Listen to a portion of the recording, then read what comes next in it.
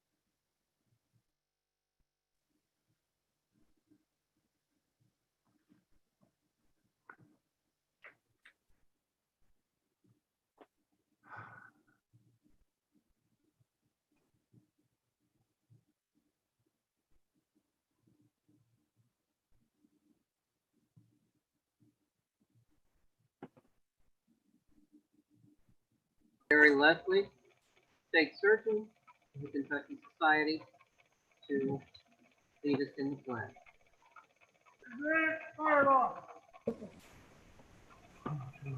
Allegiance to the flag of the United States of America, and to the republic which stands one nation, under God, indivisible, with liberty and justice for all.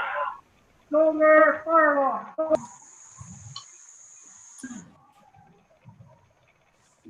Damn.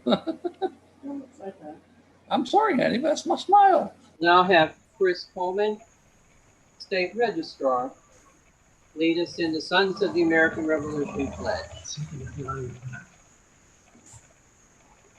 We, the descendants of the heroes of the American Revolution, who by their sacrifice established the United States of America, reaffirm our faith in the principles of liberty and our constitutional republic, and solemnly pledge ourselves to defend them against every foe.